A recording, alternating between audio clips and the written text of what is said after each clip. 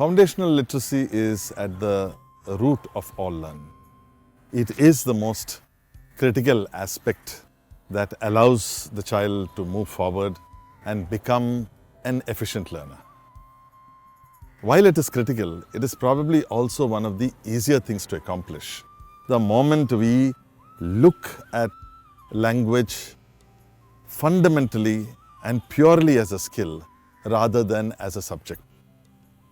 To reinforce, the moment you think about foundational literacy from a syllabus perspective, you may compromise a lot of the learning possibilities that the child already possesses.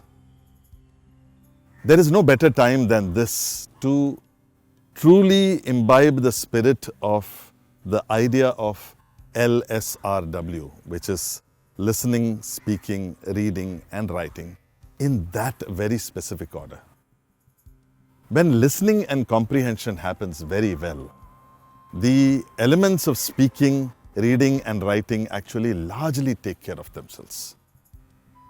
We must have the faith that if I continue to communicate to a child and I provide a lot of contextual and non-verbal cues in the process of that communication along with language, the child will discover language in its richest form.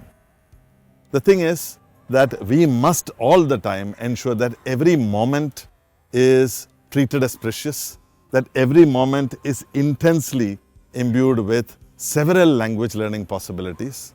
And it is in this particular situation, post-pandemic, that one of the other challenges that actually will confront us comes to the fore. And this is the fact that when it comes to foundational literacy, you will find that the environment in which the child lives has a huge impact on how the child will come into your classroom.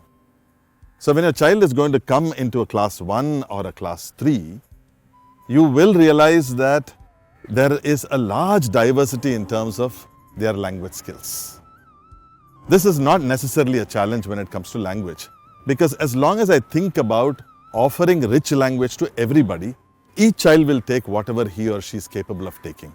Whatever is my platform, I will build on top of it.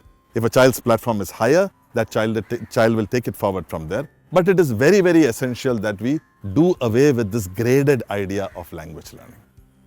You provide language in its fullest, and in this context, it is useful to imagine, let us say, a non-nuclear home where there are grandparents, where there are parents, and there may be 3 or 4 children growing up.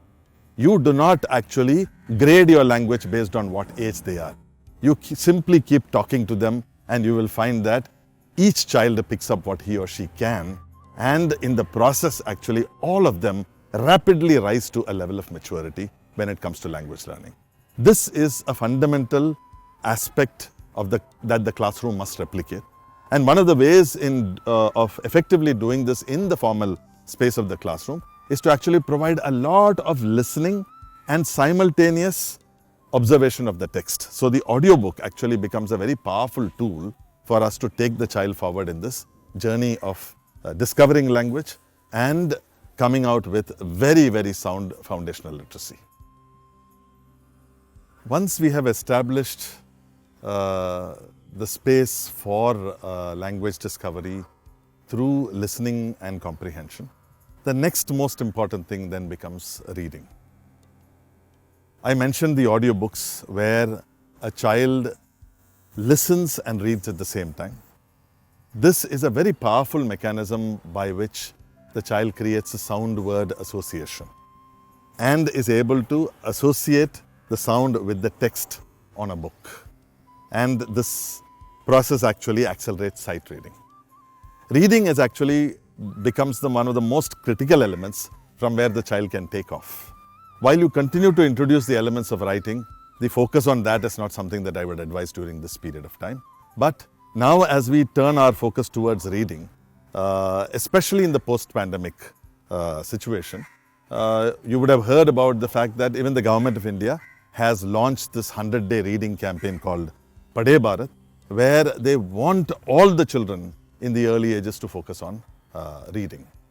The element of reading through the process of creating a print-rich environment, specifically equipping your library with a lot of books for younger children. Very often we find that this is the space where libraries are often very woefully badly equipped with picture books, early reading books for children.